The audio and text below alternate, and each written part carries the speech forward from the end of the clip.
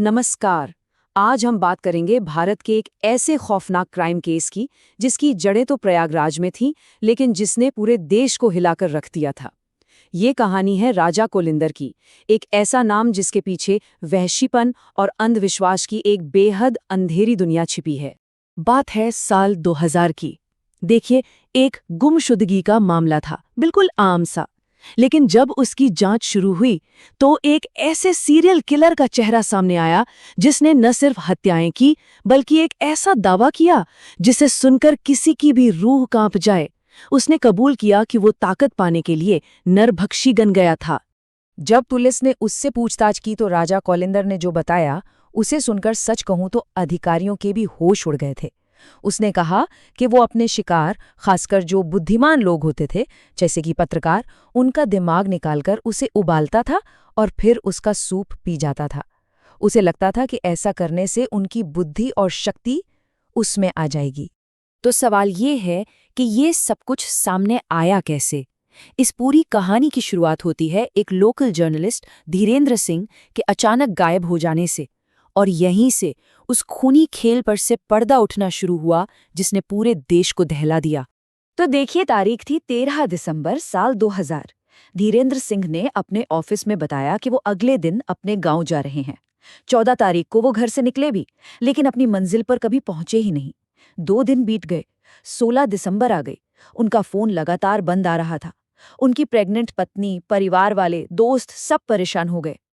अब ये जो धीरेंद्र सिंह थे वो आज न्यूज़पेपर में काम करते थे और वो अपनी बेखौफ रिपोर्टिंग के लिए जाने जाते थे।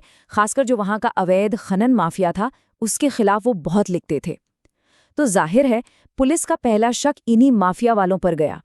पुलिस के हाथ खाली थे, केस बिल्कुल एक बंद गली में पहुंच चुका था। ऐसा लग रहा था कि अब कुछ नहीं होगा, पर तभी एक छोटा सा सुराग हाथ लगा जिसने पूरे केस की दिशा ही मोड़ दी। और वो सुराग था एक मोबाइल फोन कॉल।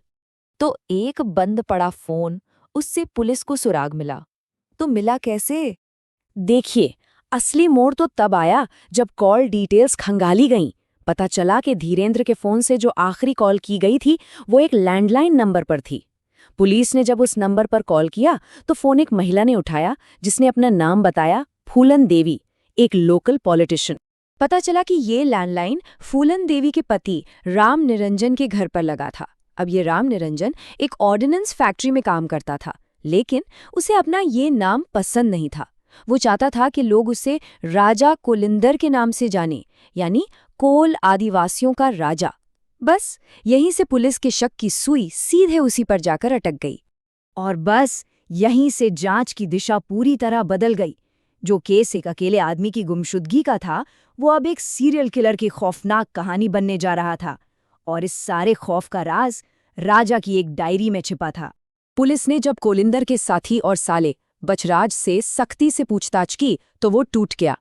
पुलिस ने उसे डायरी दिखाकर पूछा कि इसमें लिखे नामों का क्या मतलब है। जानते हैं उसने कांपते हुए क्या कहा? उसने कहा, इन सबको हमने काट दिया है। जब पुलिस ने कोलिंदर के पिग फार्म की तलाशी ली तो वहां गोबर के उपलों के ढेर के नीचे एक संदूक दबा हुआ मिला, और उस संदूक के अंदर कुछ कागजों के साथ छिपाई गई थी एक पुरानी डायरी जिसके कवर पे लिखा था, राजा की डायरी। जैसे ही पुलिस ने वो डायरी खोली, उनके होश उड़ गए। उसमें एक नहीं, दो नहीं, धीरेंद्र सिंह समेत पूरे 14 लोगों के नाम लिखे थे। 14!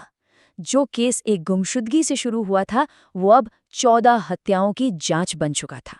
पर सबसे बड़ा सवाल तो यही था कि आखिर एक फैक्ट्री में काम करने वाला ये मामूली सा आदमी इतना बड़ा हैवान बना कैसे? क्या चल रहा था उसके दिमाग में?